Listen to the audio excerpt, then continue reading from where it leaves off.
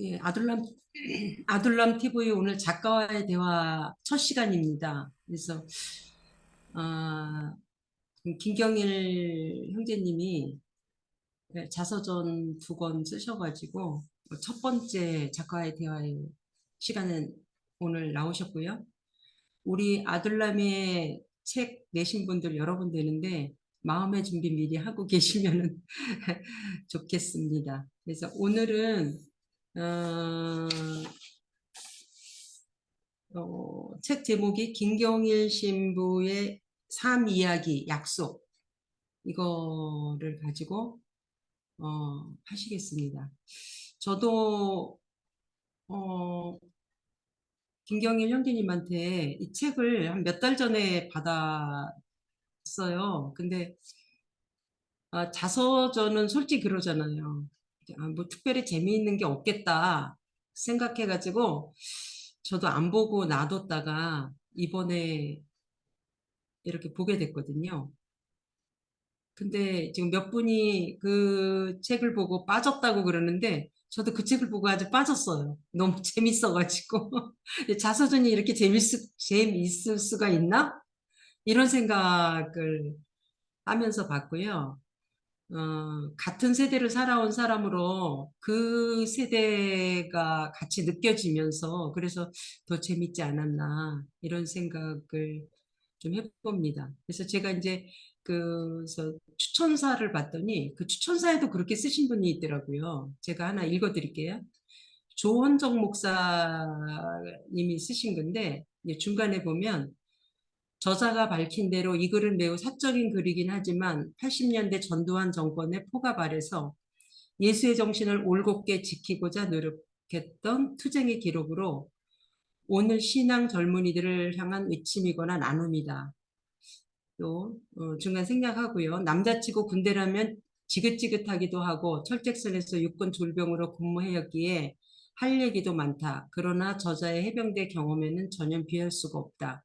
놀라운 기억력에 탐복한다. 글을 읽다 약속 시간을 어겨버렸다. 내가 언제 이렇게 남의 글에 흠뻑 빠져본 적이 있었던가.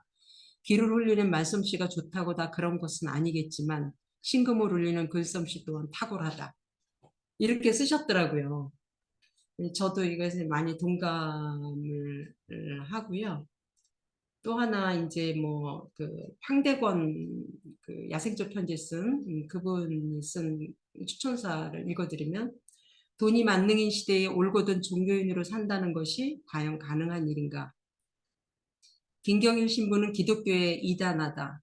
그가 가진 신앙관이나 성서의 지식이 이단이라서가 아니라 가난과 복음의 삶을 살았던 예수의 길을 외면하는 기성교단의 권위에 도전하는 모습이 낯설어 보이기 때문이다. 설다라는 것은 은연중 우리 모두가 기득권의 일탈을 묵인 또는 동조하고 있기 때문이리라. 성공회에서 벌어진 신부님의 좌충우돌 체험담은 사실 우리 사회 어디서나 볼 수 있는 우상 파괴 작업이고 참 종교를 찾아 떠나는 여행기다. 이렇게 해서 제가 마음에 와닿는 추천사가 있길래 한번 읽어드렸습니다. 네, 김경일 신부님은 뭐 우리 지금 회원이시니까 뭐다 아시겠지만 여기 이제 그 저자를 소개해드리면 1954년 부산 출생이시고요. 중앙대 법대 성공회 신학원을 졸업하고 10년 만에 사제서품을 받았습니다. 광주에서 13년간 사목하시고 2019년 10월 12일 정년 은퇴했습니다. 저서로는 자서전인 이거 이제 김경일 신부 삶의 이야기 1권과 2권이 있고요.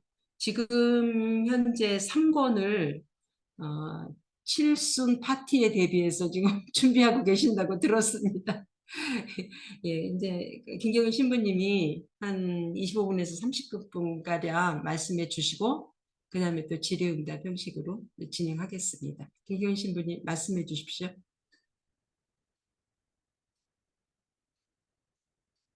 마이크 켜셔야 됩니다. 아유, 죄송합니다. 25분이나 30분 정도 할 얘기는 없고요. 뭐, 자서전을 쓰게 된 게, 제가 이제 그, 제주도의 그 해군기지에 좀 뭐 막는다기보다는 하여튼 제주도 도민의 평화를 위해서 한 2년간 이제 월요일에 갔다가 토요일 돌아오는 생활을 했어요. 근데 나중에 이제 제가 임기가 끝나고 이제 저 평화운동 조직에 이제 임기가 끝나고 돌아왔는데 해군 참모총장이 저를 고발을 했어요. 공사 방해했다고. 그래가지고 그 문정현, 문규현 신부 있잖아요. 문씨 형제. 그 저하고 한 몇 명을 고발해서 이거 공사 지체 부담금을 내라. 그래서 이제 뭐 그래서 그래 그러면 뭐 하여튼 그냥 감옥 갈란다. 제가 다행히 감옥 복이 없어가지고 감옥을 못 가봤어요. 그래서 그러면 이번 기회에 한번 가자 이랬는데 또 문 대통령이 되면서 그냥 그게 흐지부지 됐어요. 근데 어쨌든 그때 좀 저도 좀 뭐랄까 참모총장이 나한테 또 이렇게 말을 걸어오니까 저도 대답을 해야겠다 싶어서 그 해병대 이야기를 이제 쓰게 된 건데 친구들이 그 페이스북에 쓴 글을 보고 야, 그 책으로 내면 좋겠다. 그래서 이제 한 10여 년 동안 이렇게 잡지에 연재했던 글을 모아가지고 책을 냈습니다. 근데 제가 책을 출판사에서는 처음에 이제 좀 몇 군데서 연락이 왔었는데 내용이 계속 길어지니까 다 포기하고 그래서 제가 아들 서품식 때 들어온 돈하고 결혼식 때 들어온 돈을 가지고 이제 자비 출판을 했습니다. 그 이제 저는 또 기초생활수급자라 이게 뭐 사업을 할 수가 없어서 강대건이라고 저하고 같이 평화운동을 오래 한 20년 했기 때문에 이제 그 친구한테 부탁해서 그 친구 책도 그 출판사에서 같이 내자 이래서 이제 출판사를 차렸는데 하여튼 저기 그러니까 제 마음대로 쓴 거죠. 출판사의 제재를 전혀 받지 않은 책입니다. 근데 제가 옛날에 그 신학원에서 같이 교회 정화운동이죠. 그 운동을 같이 했던 친구가 결국은 죽었어요. 그 5.18, 그 친구가 이제 5.18 때 그 연세대 신과대 학생으로서 그 시민군을 그때 조선대 뒷산에 몰아가지고 다 죽였기 때문에 이 친구가 그 신학생으로서 상무대에 근무했거든요. 광주에 있는. 그리고 그 시민군 시체 나르는 일을 했는데 그 트라우마를 좀처럼 벗어나지 못하는 거예요. 그래서 그 친구가 결국은 아마 그걸로 죽은 것 같아요. 근데 저는 또 뭐 신학도 모르는 상태에서 신학원을 갔기 때문에 뭐 사실 기초 지식이 없는데 그 친구는 신학과 출신이니까 신학과 출신이면서 또 흥사단 또 활동 오래 했더라고요. 근데 그 친구가 결국 죽게 되니까 제가 이제 그 약속을 했습니다. 죽은 자리에서. 너는 장가도 못 갔고 또 형제들도 다 이제 배다른 형제고 이래서 네가 죽고 나면 너를 찾아올 사람이 없을 테니까 너를 기억하기도 어렵다. 그래서 지금은 그 친구가 이제 서울 대성당의 낙골당에 들어가 있는데 저는 그 친구의 약속하기를 너 같은 사람이 이 세상에 살았다는 걸 꼭 내가 기록으로 남겨주겠다. 그래서 너를 사람들이 기억하게 해주겠다. 이렇게 약속을 했는데 이제 그 약속을 30 몇 년 만에 지킨 거죠. 예. 그래서 그 친구의 삶과 죽음을 좀 그 역사적으로 남겨주고 싶었고 후배들에게도 이런 사람이 성공에 있었다는 것을 꼭 좀 전해주고 싶었습니다. 그리고 그때 그 우리 성공회에서는 그 첫 번째 한국인 주교가 이천환 주교인데 그분이 그때 뭔 일이 있었는지 하여튼 전두환의 그 조찬 기도회를 하러 가야겠다고 얘기를 했을 때 성공회는 이게 이제 국제적인 망신이라고 생각해서 어떻게 성공회에서 그 민중을 학살하고 대통령이 된 사람을 위해서 기도하러 가줄 수 있냐. 그걸 이제 좀 막아달라는 그 신학교 신부의 어떤 부탁이 있었어요. 그래서 그냥 조찬 기도에만 못 가게 하는 걸로 시작한 운동인데 그 5.18을 겪은 그 제 친구는 이거를 그냥 내버려 둘 수 없다. 이렇게 역사의식이 없는 주교가 주교로 있어서는 안 된다. 그래서 주교를 쫓아내는 운동으로 이게 간 거예요. 그래서 이게 이제 굉장히 사건이 커지게 되고 또 이 주교라는 사람이 워낙에 또 잘생기고 그 신자들이나 사제들의 절대적인 지지를 받고 있는 사람인데 이 사람을 쫓아내면 우리는 이제 모든 그 성공의 신자나 사제들의 그 적이 되는 상황인데 또 그래봤자 이길 수도 없는 싸움이고 이런데 어쨌든 그 친구는 사제를 포기할 각오를 하고 이 일을 해야 된다. 이렇게 또 했기 때문에 저는 또 그 말에 공감을 했고 그래서 저도 퇴학당했고 그 친구는 또 뭐 뭐죠? 무기정학을 맞았어요. 근데 하여튼 한 1년 지나니까 또 어쨌든 교회를 바로 잡으려고 했던 운동이다 해서 복학을 시켜줘가지고 졸업은 했습니다만은 이제 그 뒤에 제가 또 교회에서도 그냥 좀 나가달라 쫓아낸 거죠 저를. 그런 어떤 과정을 거쳐서 예, 그 제가 이제 다시 교회에 복귀하긴 했는데 또 반대가 심했죠. 뭐 여러 우여곡절을 겪어서 하여튼 반대가 심했는데 어쨌든 용케 또 사제가 될 수 있었고 근데 그런 과정을 자선으로 쓴 거예요. 그래서 일권은 이제 제가 저기 뭐야 쫓겨나는 과정과 친구 죽음까지 썼고 이권은 이제 제가 그때 우리 학교 다닐 때 늘 뭐 민중이 되어서 민중으로 살자 구호를 많이 외쳤는데 제가 민중이 돼본 적이 없어요. 그래서 한번 민중으로 한번 가보자. 이래서 이제 지하철 노가다부터 시작해서 이제 노가다 좀 다니다가 또 제가 또 원래 일하던 사람이 아니라 또 많이 다치고 이래가지고 또 수도원으로 갔다가 저를 또 받아준 수도원이 있어서 수도원에 갔다가 또 뭐 나와가지고 공동체를 한다 하다가 또 실패하고 제가 항상 좀 사고 치는 성격이라 일이 될 만하면 꼭 사고를 쳐요. 그래가지고 또 쫓겨나오고 뭐 이런 식으로 해서 결국에는 이제 저 홍성의 풀무학교 그 교회 근처까지 가서 식빵을 통밀빵을 만들어 팔다가 또 거기서도 저는 살 수 없게 돼가지고 역시 갈 데가 교회밖에 없어서 결국 교회로 돌아왔습니다. 근데 하여튼 모든 게 서투르고 뭐랄까 뭘 잘 몰라요. 몰라가지고 하여튼 그 과정이 제가 이게 뭐 자서전을 내가 잘했다 이걸 쓰려고 한 게 아니라 이게 저의 실패담을 쓴 겁니다.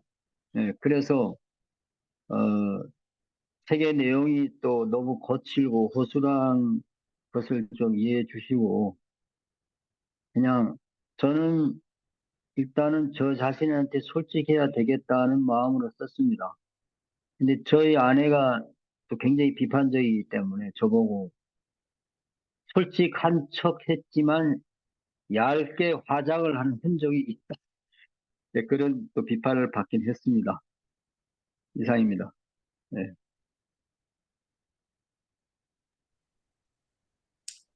예, 감사합니다.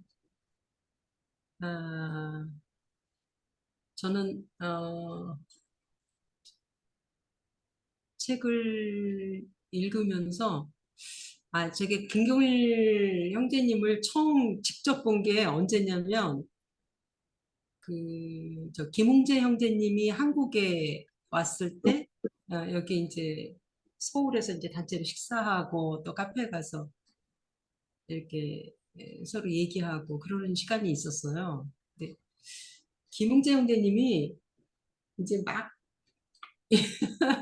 김경일 신부님 여기 어디 사진을 이렇게 저기 핸드폰으로 이렇게 해가지고 막 크게 확대해가지고 아니 이 얼굴하고 박정서 자매님 얼굴하고 어떻게 동갑이야 막 이러면서 그러는 거야.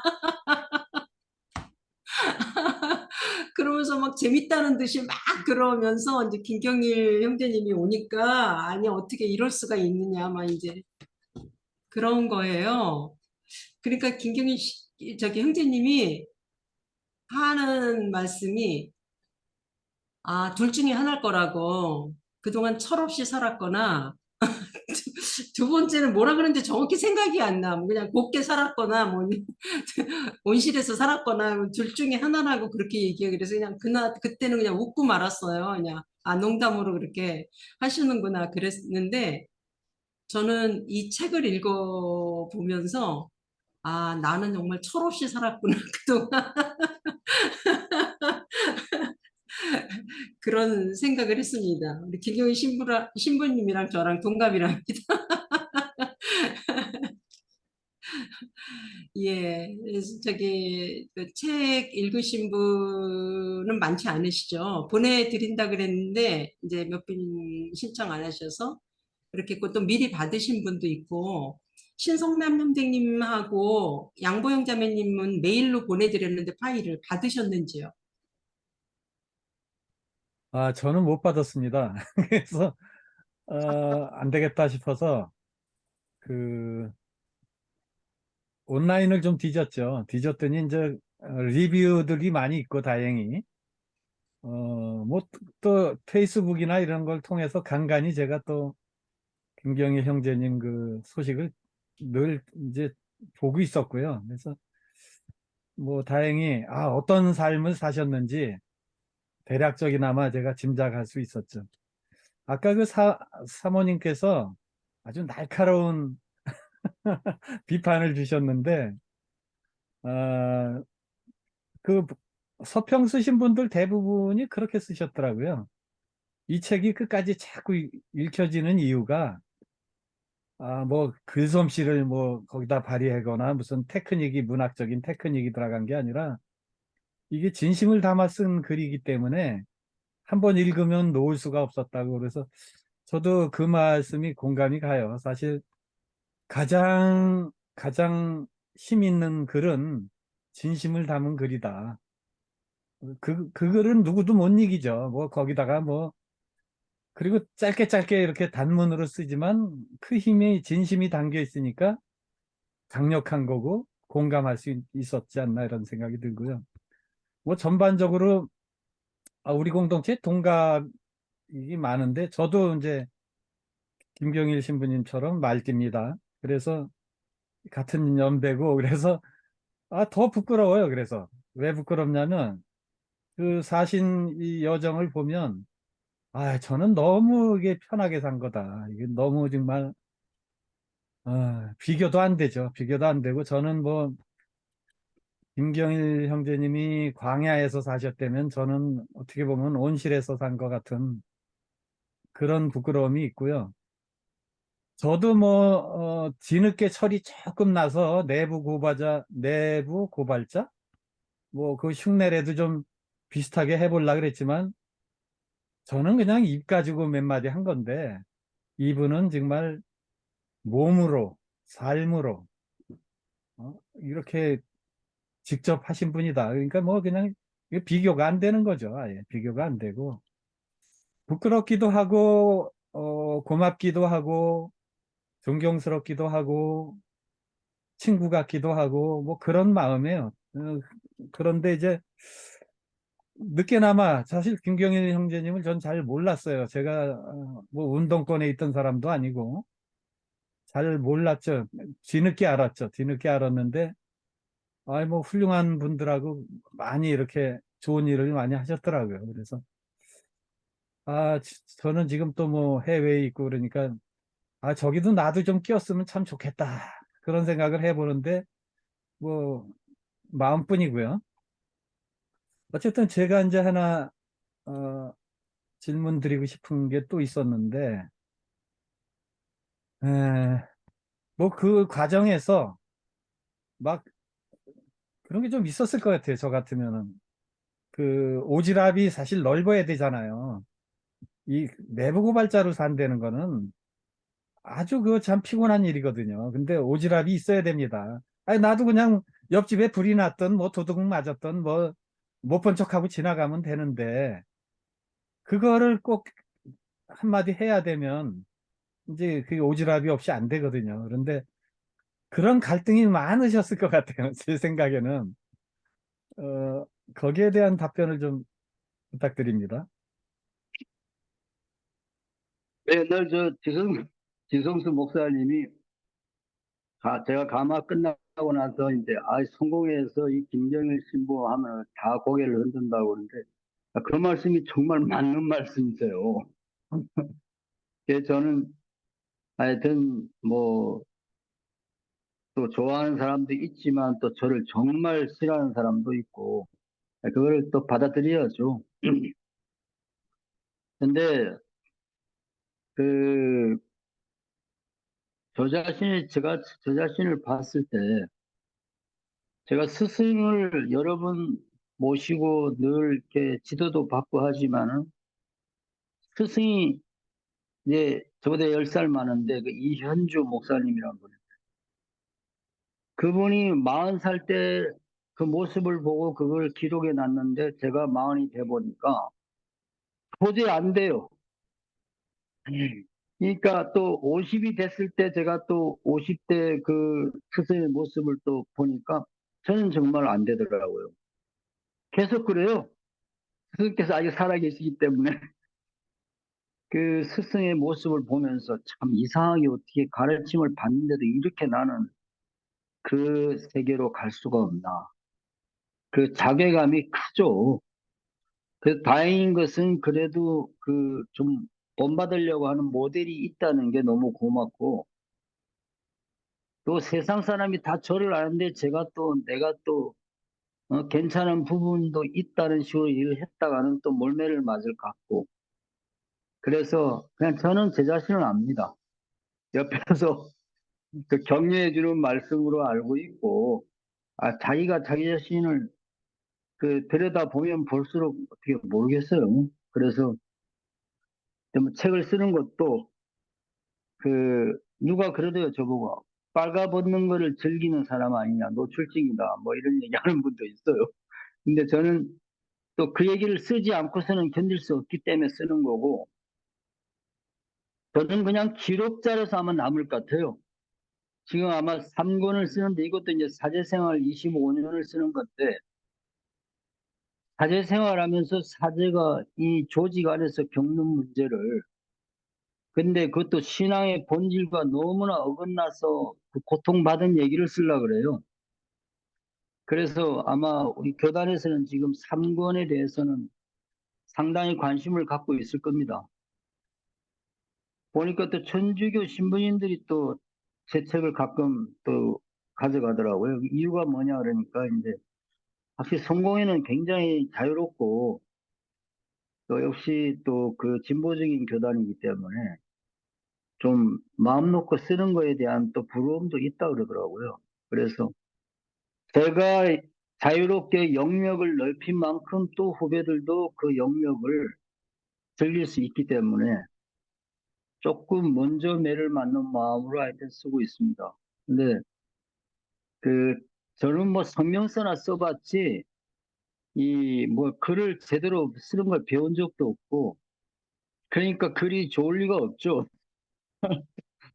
그래서 그냥 뭐 부끄럽지만은 근데 아직도 제 책이 도서관에 지금 들어가질 못하고 있어요. 학생들이 책을 신청해도 안 읽는다 그러더라고요. 그래서 제가 지금 그냥 가만히 있습니다. 근데 지금 3권 다 쓰면 제가 이제 총장을 만나가지고 내 책을 도서관에 넣으라고 얘기할 겁니다. 하여튼 상황은 그렇습니다. 그 교단에서 그 3권을 상당히 두려워할 것 같은데, 뭐 아무래도 그렇겠죠. 뭐 그동안 썼던 부담스럽겠어요. 성명서 다 나가고 공문 원고 다 나갈 테니까 네. 다 그런데 공개적으로 했었던 거리라. 네, 그 가톨릭에는요, 저 전에부터 네, 궁금했는데, 가톨릭에는 그 정의구현 사제단이라고 있지 않습니까? 네, 네, 그래서 이렇게 이제 뭐 사회에 대해서도 필요할 때 한마디씩 하고 네, 그러는데, 네, 사실 성공회가 굉장히 진보적인 저는 네, 교단으로 이해하고 있었는데, 네, 또, 형제님 말씀 들으면 또 상층부에는 또 좀 교권적인 분들도 있는 것 같고, 아, 강하죠. 예, 그래서 참 의외였어요. 그런 네, 분위기에서도 네, 또 바른 말 하시는 네, 분들이 이렇게 네, 여러 분 계신 거 보고선, 근데 네. 그런 정의구현 사재단 비슷한 어떤 모임은 없습니까? 성공회 뭐 내에? 있어요. 아, 있어요. 네. 있고, 뭐, 가끔 또 뭐, 길바닥에서 이렇게 줄 서서 이렇게 시위도 하고 합니다.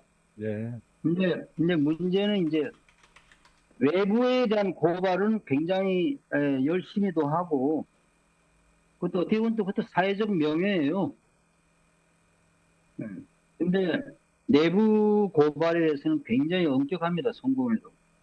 그 네. 지난번에 왜 저 비행기 좀 국민의 염원을 모아 떨어졌으면 좋겠다고 얘기한 사람 몇 시간 만에 잘라버리잖아요. 네. 네. 아직도 지금 복권이 안 됐어요. 그, 복권이 쉽지 않을 건데 사죄직 자체를 완전히 잘라버린 거니까 아, 화면이네. 이게 파면이죠. 근데 제가 보기에는 잘랐다는 것 자체가 자기 모독이에요. 사회에 대해서 바른 말 한마디 못한 농담처럼 한마디 한 거 가지고 잘라버리는 거 보면 그거는 주교로서는 절대로 해서는 안 될 짓이고 그 주교는 그렇죠. 이제 그 자기가 한 행동에 대해서 반드시 역사적 평가를 받을 겁니다. 이미 했습니다. 네. 네, 네, 그렇죠. 그래서 주교의 발언은 자기 자신이 책임지면 되는 건데, 교단이 그걸 네, 간섭하는 건 좀 지나친 거죠. 그렇죠. 진리 문제도 아니고.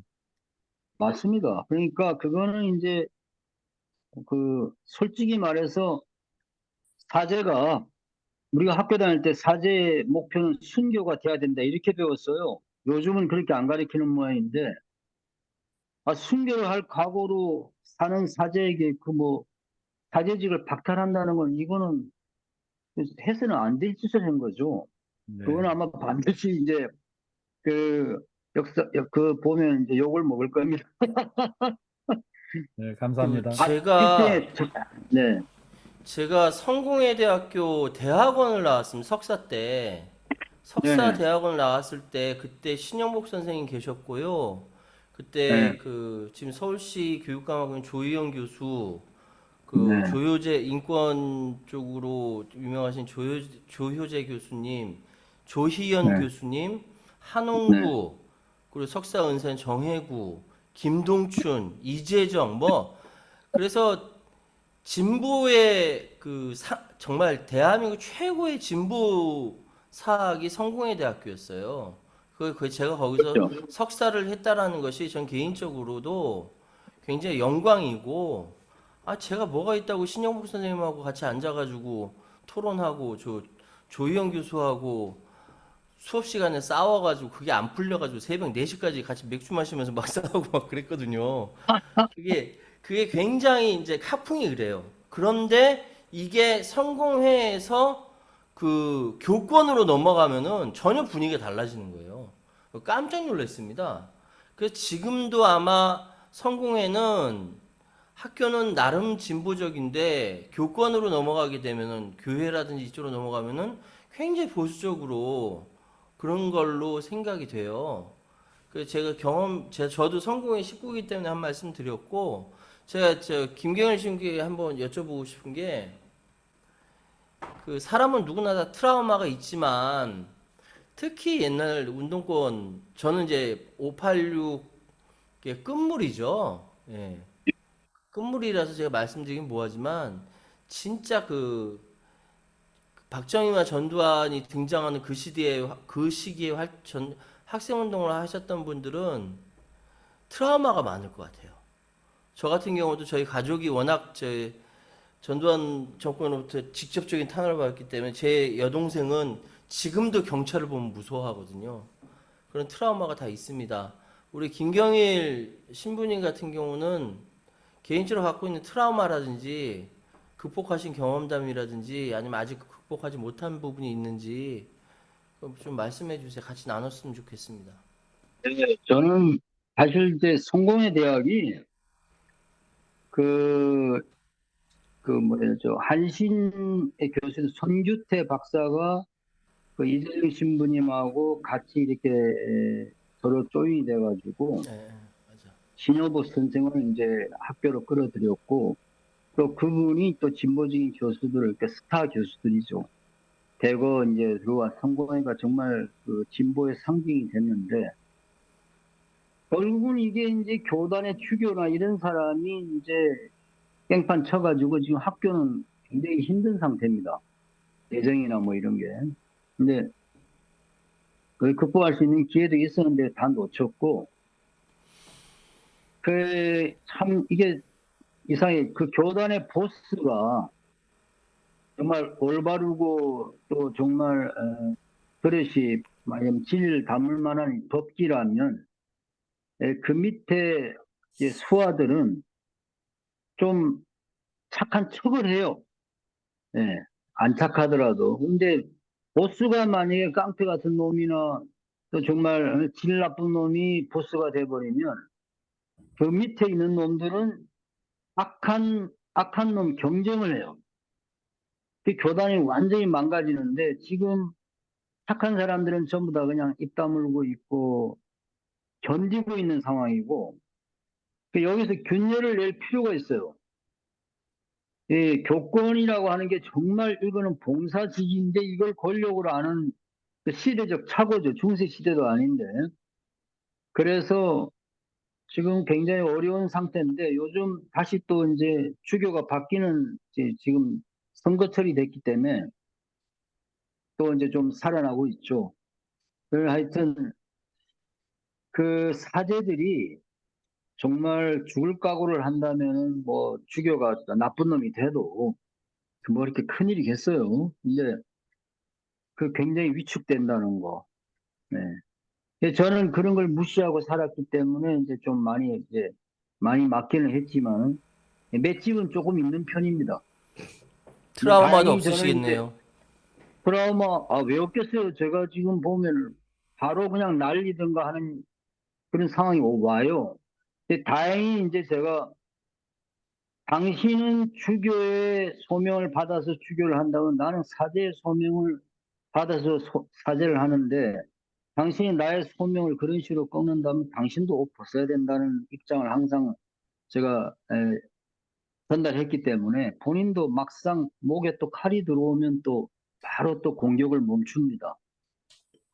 그래서 이게 그 제가 보기에는 사회 정의는 그냥 자기가 그냥 나가면 되는데 교회 정의는 이건 굉장히 좀 어려운 작업이긴 한 것 같습니다. 근데 교회가 바로 서 있지 않으면 안에서 새는 바가지가 밖에 나가서 안 서겠습니까?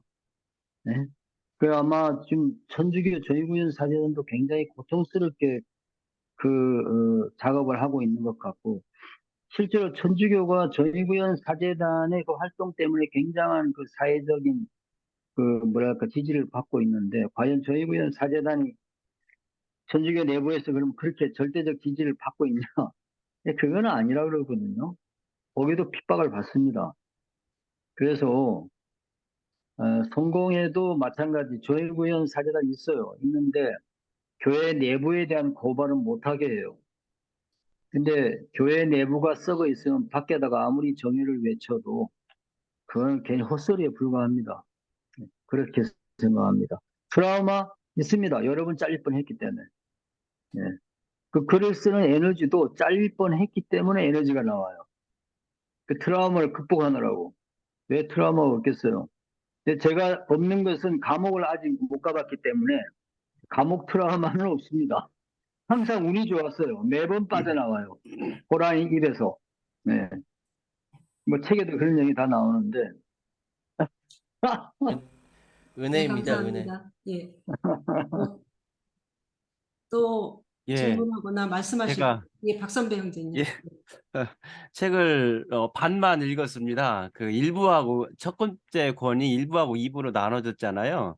그래서 네. 1부에 보면 이제 그 1부 나의 해병대 시절 이 부분을 좀 읽고 그 뒤에는 건강이 허락되지 않아서 못 읽었는데 이 해병대 시절을 보면서 뭐 해병대나 일반 육군의 저 보병이거든요. 보병도 똑같이 이런 비슷한 것들이 자꾸 내 머릿속에 나오더라고요. 뭐 네. 잠자기 전에 그 저 우물가로 나와가지고 이제 빠따 맞은 일.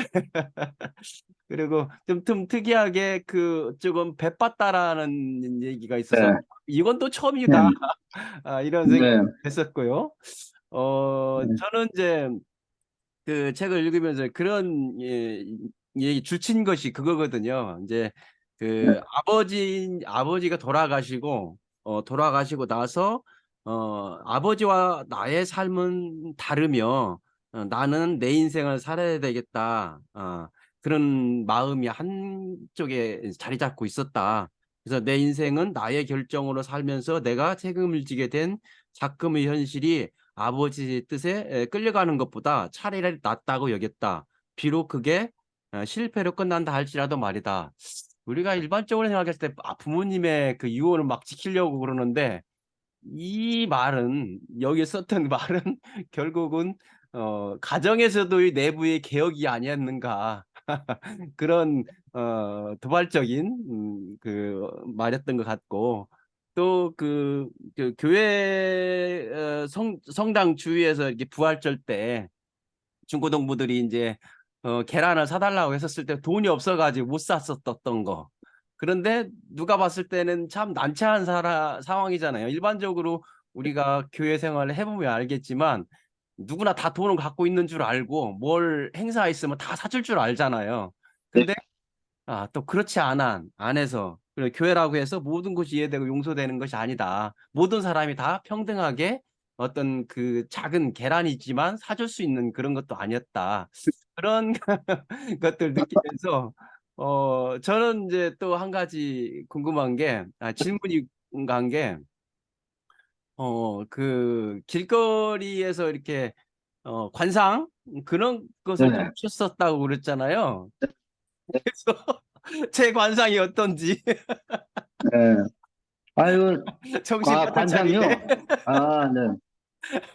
아유, 뭐, 저보다는 관상이 너무 좋기 때문에, 보니까 이마에 우주를 담고 있네요. 왜?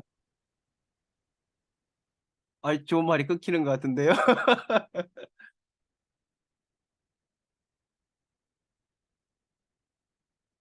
목소리가 안 나옵니다. 그, 아, 저기, 점심 먹자고요.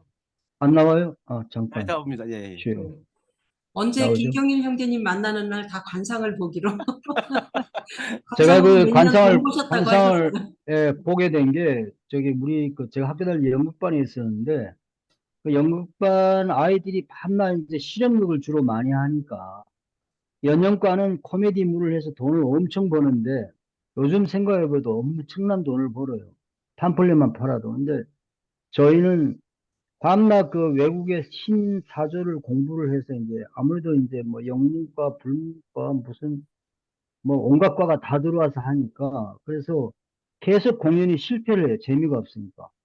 근데 그 돈을 메꿔줘야겠는데 그래서 이제 후배들이 아무래도 무슨 그 대학 축제 때 수상, 관상, 뭐 사주 이런 걸 한번 해봅시다. 그래서 제가 이제 그거를 이제 집에서 이제 공부 좀 하고 또 목욕탕 가서 이제 골상도 좀 보고 이래가지고 이제 그걸 본 거예요. 봤는데 보니까 뭐, 뭐 그냥 아무나 하나만 맞추면은 그다음 무서워서 다 도망을 가요.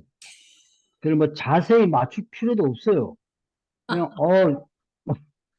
그러니까 그때 그 사흘에 한 1,000명을 봤어요. 축제 기간에. 근데 그걸 대학원 다닐 때까지 봤으니까 돈은 많이 벌었죠. 그동안 밀린 술값 다 갚고 뭐 그 다음 공연비까지 만들고 이랬으니까. 그러니까 근데 제가 좀 사기치는 능력이 있더라고요. 그걸 보니까.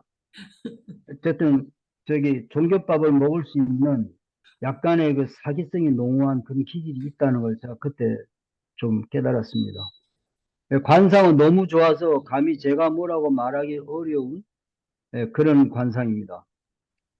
원래 또 저 같은 아마추어는 원래 덕담만 해야 돼요. 그래서 나쁜 얘기는 절대 안 합니다. 예. 그러니까 다들 좋아하죠. 예. 아, 그러면 다음에 만났을 때 우리가 볼 필요가 없겠네요. 정확하지 않아서. 아니, 뭐, 저는 이미 관상을 보고 있습니다. 예, 그러면은 이제 아, 그럼 제가 예. 김경일 형제님 지금도 네. 일기를 쓰고 계시는가 봐요. 계속. 예, 일기는 쓰고 있습니다. 예. 지금 이게 저도 이제 한 네. 권만 올 줄 알았는데 두 권이 와서 너무나 네. 고마워서 이틀 만에 다 읽어버렸는데 아, 예. 아주 그래서 이제 우리 김경일 형제님 저하고는 이제 학교나 이런 모든 생활은 1년 후인데 그 세대를 네. 생각하면서 저도 한참 저는 완전히 거의 반대의 길을 갔다고 생각하면서 그쪽의 세계를 많이 지금 읽었습니다. 그리고 이해를 했고, 왜 그러냐면 저는 이제 어떤 조직에서 술 마시고 소위 말하는 깽판을 부렸다라면은 저는 그걸 참지를 못했어요. 어떤 이유가 되건 간에 그 조직을 깨는 행위다 해서 그건 철저히 막았고 뒤에 아주 가혹한 제가 처벌을 했었거든요. 그런데 이 책을 읽고 이런 깊은 그 속에 마음속에 이런 게 있었던 것을 제가 이해를 못했구나라고 후회를 많이 했었거든요. 그 일반적으로 나오는 현상을 보고 이거 깊은 그 속에 있는 깊은 그 생각이나 사상이라든가 자기의 삶을 내가 이해를 못했던 게 굉장히 후회하면서 책을 읽었어요. 근데 원래 이렇게 독자 되면 그 당시에는 군대를 안 갔는데 어떻게 그렇게 군대를 가셨어요?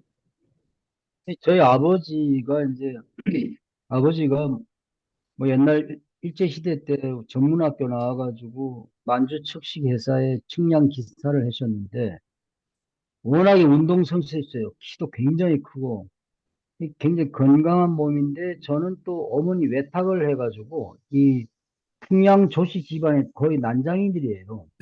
군대를 다 못 갈 정도로. 그나마 저는 이제 군대 갈 키가 된 거예요. 161cm가 딱 된 거예요. 그래가지고 아버지가 일단 군대를 가라 그래서 제가 저희 동네에서는 안 받고 다른 동네까지 가서 신체 검사를 했는데 해병대로 징집이 됐어요.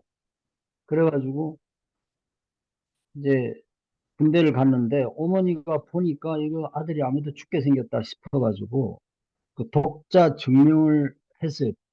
그래가지고 제가 8개월 만에 나왔습니다. 저는 맞기만 하다 나온 거예요. 그러니까. 그래서 그 기억이 되게 보면 저 제대한 친구들은 저 병장 때 거의 왕처럼 살다 나오기 때문에 기억을 못 해요. 근데 저는 이제 맞기만 하다 나왔으니까 그 당시 뭐 기록이 없어도 이제 다 기억이 생생한 거예요. 어제처럼 생생해요. 그래서 이제 그거를 이제 쓴 거죠. 썼는데 하여튼 군대 트라우마를 못 이겨가지고 저도 뭐 차에 뭐 수번 넘게 뛰어들었다 그래요. 그래가지고 우리 여극반에서 저보고 못 오게 했어요. 후배들이 차에 깔려 죽는 거 보면 평생 그 트라우마에서 못 벗어난다고. 연극반에서 쫓겨나가지고 갈 데가 없어서 간 게 어떻게 성공의 교회가 된 거예요. 그래서 저도 굉장히 내면이 약한가 봐요. 그 트라우마를 겪고 막 공황장애가 오고 막 이런 걸 보면. 근데 제가 군대 갔다 와서 아버님 한 2년인가 밖에 안 됐는데 돌아가셨어요. 그러니까 아버지가 아마 돌아가시기 전에 저거 사람 안 되겠다 싶어서 군대를 보낸 것 같아요. 제가 보니까. 네. 그리고 어머니가 역할이 컸죠. 계속 있었으면 아마 다 쏴 죽이고 끝냈을 거예요. 아마 다 쏴 죽이려고 벼르고 있는데 갑자기 제대 명령이 떨어졌기 때문에. 근데 저를 또 굉장히 아끼던 이제 상병 그 선임 수병이 있었는데 그 사람은 다 알더라고요. 저거 좀 다 죽이려고 한다는. 그래서 자기는 좀 살려달라고 빌더라고요. 네, 자기는 뭐 형님이 돌아가셔가지고 조카들을 자기가 키워야 된다면서. 그 정도로 우리 소대가 완전히 살벌한 어떤 그런 상황이 있었어요. 제가 그냥 혼자 죽을 놈은 아니라는 걸 다 알기 때문에. 네. 그랬습니다. 그리고 한 가지 네. 이제 지금 아주 궁금으로 남아 있는 게 네. 교회 간다고 맞은 시간이 있잖아요. 매일 저녁 교회 네네네. 갔다 와서. 그런데 거기에 그것을 보고 이러다 죽겠다 하니까 어떤 친구 선임병인가 좀 뒷백이 좀 있었다고 생각하는 선임병이 자기도 교회 가겠다 해가지고 같이 가죠. 맞았던 그리고 나서 한 대 맞고 저 형제님의 뭐 네. 대변에서 자기가 반발을 네. 하고 네, 못 그게 맞겠다고. 네. 그래서 그게 네. 없어졌잖아요. 네. 네. 그 선임병인가 그분은 지금 뭐 하는지 알고 계세요? 몰라요. 모르죠. 저는 이제 군대생활 아주 진열이 가나가지고. 근데 하여튼 해병대에서 있을 수 없는 일인데, 그 중에는 몰래 저한테 형님이라 하는 저기 선임이 있었고, 또 저를 보여주려고 굉장히, 아유, 저는 하여튼 그분의 삶이 지금 어떨까 굉장히 궁금했어요. 왜 그러냐면 저도 사실 그렇게 살고 싶다고 하면서 그렇게 못한 부분이 너무나 많기 때문에 그 장면이 너무나 감동적이었습니다. 이 저 책을 이렇게 읽으면서. 네. 하여튼 그게 역시 사람이 사는 곳이라 좋아하는 사람이 있는 거예요. 그래서 하여튼 저도 늘 그 해병대에서 늘 그 주변에 도움을 많이 받았어요. 좀 특별한 사랑을 받았다 그럴까요? 그리고 또 군대란 사회가 이게 또 사고가 나면 다 같이 어려움에 빠지기 때문에 저 같은 문제와는 또 달래주고 도와주고 하는 사람이 꼭 있습니다.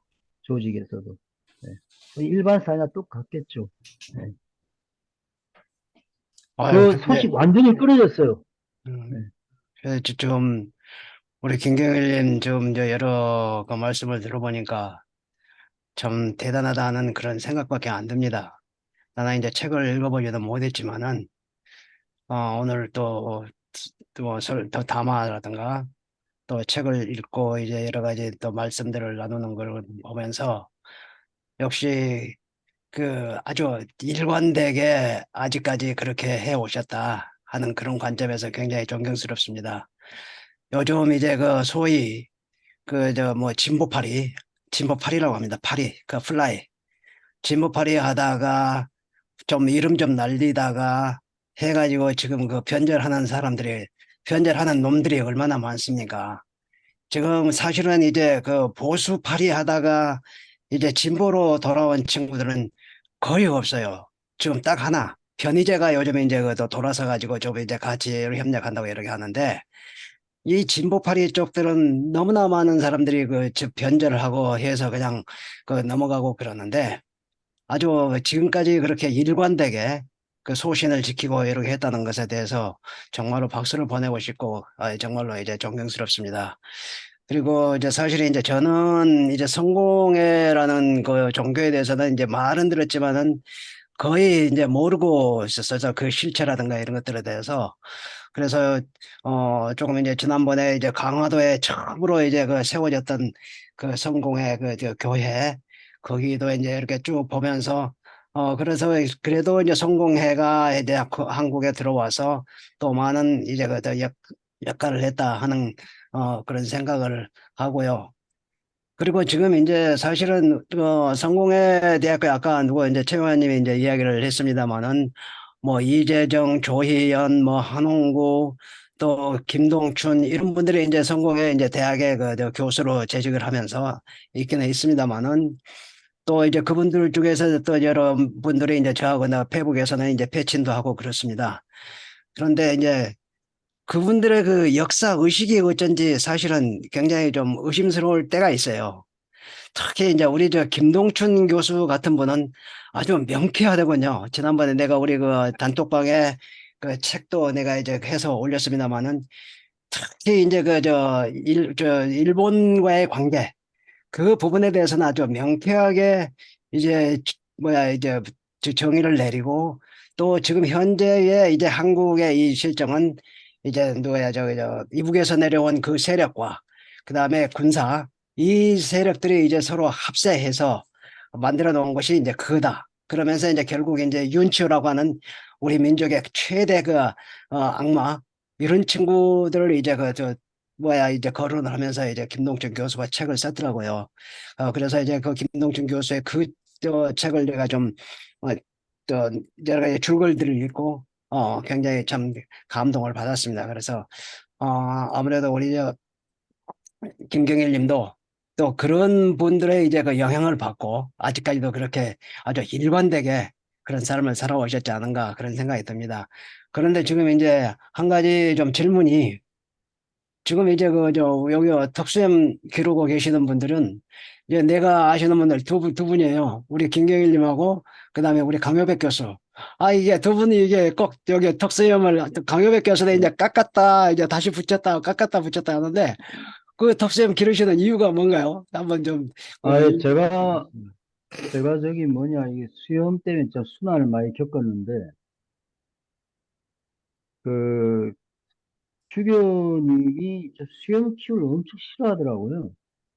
그래서 제가 추교가 계속 돈 도둑질 하고, 뭐, 건물 지어가지고 디베이션 받고, 뭐, 나쁜 짓을 많이 하니까 반항하는 의미에서 키우기 시작했어요. 그런데 이제 위에 수염을 키우니까 여기 뭐 밥알, 뭐 고춧가루 끼고 해서 위에는 깎아버렸고, 밑에만 키우는데, 하여튼 추교하고 저 굉장히 긴 싸움을 했는데, 아무래도 이제 추교 선거 때 화해를 해야만 그 다음 추교를 뽑을 수 있는 상황이 돼가지고, 제가 이제 추교한테 화해를 요청했어요. 사제들 전부 다 같이 서로 화해하자, 이렇게 제안을 해서 추교한테 화해를 요청하니까, 화해 조건이 있다 그러더라고요. 뭐냐, 이거 수염 깎으라 해서 화장실에서 수염을 깎은 적이 있습니다. 네. 수염이 그렇게 싫었던 거예요. 근데, 저 같은 또 별난 놈도 하나쯤 있어야 된다. 명령 내리면 다 듣고 이거는 아니다. 그래서 너무 법에 순종을 하면 경찰력이 강화되면서 시민들이 오히려 어려움을 겪는다 그러잖아요. 그래서 프랑스에서는 불법 운동을 해요. 뭐 지하철 안에서 뭐 오줌 싼다든가 막 그런 행동을 한다 그러더라고요. 일부러 운동의 차원에서. 근데 뭐 다 그렇지는 않겠지만 하여튼 우리 내부에도 너무 법을 내세우면서 지키라고 한다면 때로는 거부해야 된다고 생각합니다. 네. 예, 감사합니다. 네, 네. 책 읽으신 우리 박연아 자매하고 백은선 형제님하고 한마디씩 하셔야 될 것 같아요. 차례를 좀 해주십시오.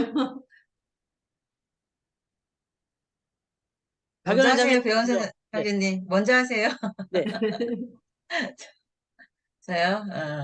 저는 이제 책을 아주 오래전에 보내주셔서, 책을 읽었는데, 이 두꺼운 책이 이렇게 재밌게 넘어가는 경우는 또 아주 드물었고, 전공책이 정말 이렇게 잘 넘어갔으면 좋겠어요.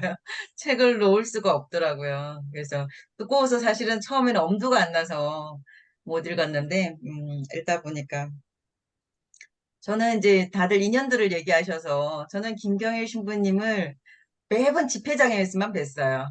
집회장에서만 계신 모습 보고, 그러니까 신부님은 저도 이제, 그렇게 이제 대면에서 얘기를 나누는 거는 그때 이제 김홍재 신부님 오셨을 때, 그때 얘기하고, 그전은 그냥 제가 시민운동 활동을 하면서, 매번 집회장에서 뵙고, 강정마을에서 뵙고, 그냥 그러던 분이어서 사실, 그런 장소에서 뵙다 보니까 인간적으로 다가간다는 게 참 어려웠어요. 그리고 김경일 신부님이 얼굴도 외모도 그렇잖아요. 무서워요. 가까이 갈 수가 없어요. 그래서 한 번도 말을 못 붙여보고 옆에서만 왔다 갔다 했었는데 신부님하고 그날 처음 만나서 얘기를 나눴을 때 저는 너무 신기하시구나. 어떻게 이런 분이 계시지. 반전의 반전이 아니라 이거는. 그래서 계속, 직접 뵀으면 좋겠다 하는 마음이 컸었고, 근데 신부님이 또 먼저 또 책을 또 보내주셔가지고 너무 감사했었고요. 그래서 오늘도 담화하신다 그래서 저는, 가서 뵙고 담화 말씀 듣고 이제 식사라도 같이 할 수 있을까 해서 어디십니까? 그랬더니 남양주라서 제가 남양주는 못 가고 광주면은 사실은 가려고 준비를 하고 있었거든요. 그래서 남녀 너무 멀어서 못 갔는데 일단 신부님의 그 체계 중에서 제가 두 구절이 마음에 와닿아서 그 부분을 제가 한번 읽어보겠습니다. 115페이지에 있는 건데요.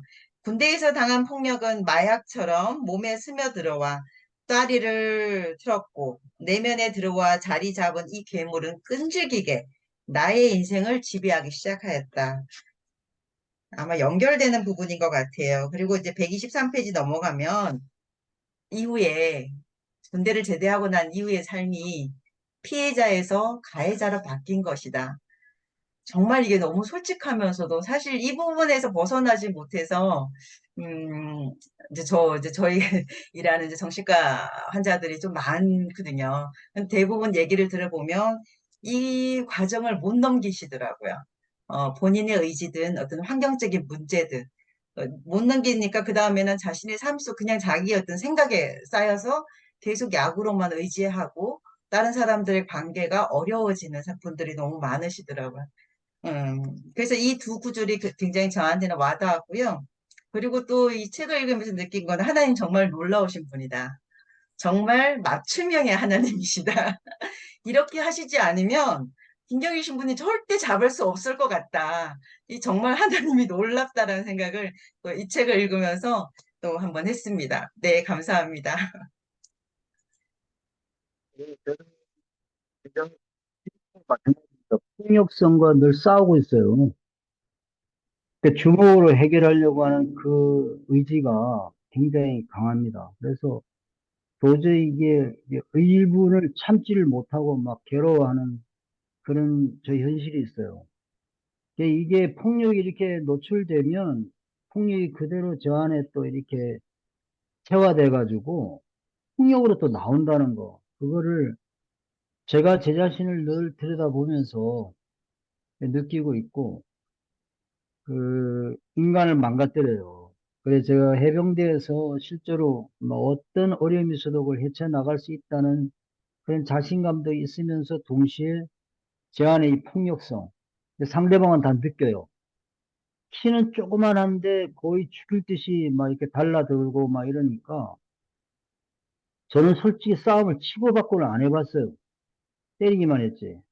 그러니까 우리 그 신학원에도 뭐 합의 구단이고 막 이런 주목들이 많은데 다 저한테는 맞기만 했지 걔네들이 나한테 덤벼든 적도 없어요. 그러니까 그 살기라 그럴까요? 그게 저 안에 있는 거예요. 그래가지고 지금도 후배들이 만나면 아, 형 진짜 그때 사람이 아니었다 이런 말을 이제 맞았던 애들은 다 그런 얘기를 하죠. 그러니까 지금 우리 아들이 이제 그 맞았던 애들한테 계속 복수를 당하고 있어요. 지금 저한테는 못하고 예, 아들이 많이 곤욕을 치렀죠. 근데 어떻게 하겠어요? 제가 생기를 그렇게 생겨가지고 하여튼 그렇습니다. 예, 오늘 새벽까지 읽으신 배운선 형제님. 네, 예, 뭐 새벽까지라기보다는 뭐 1시에 한 권을 다 읽었습니다. 1시 새벽 1시에 다 읽었는데 그 에필로그하고 이제 뒤에 이제 추천사라든지 이걸 읽으면서 이 책 제목이 왜 약속인가라는 부분이 이제 맨 마지막에 나오는 겁니다.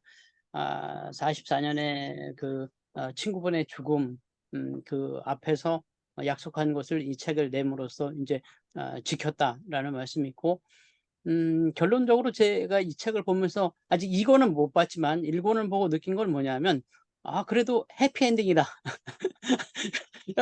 저 신부님 생각 어떤지 모르겠지만 제가 봤을 때는 해피엔딩이다. 어쨌든 그것을 달란트이자 소명이라고 생각을 하고 또 더군다나 맨 마지막에 그 사모님과의 인연이 아름답게 맺어진 말씀을 하시고 그리고 나서 그것이 비록 엷은 화장이라고 했을진 모르지만 어쨌든 두 분께서 그렇게 서로 동역자로서 잘 살아오고 계시다라고 하는 부분 대단하시고요.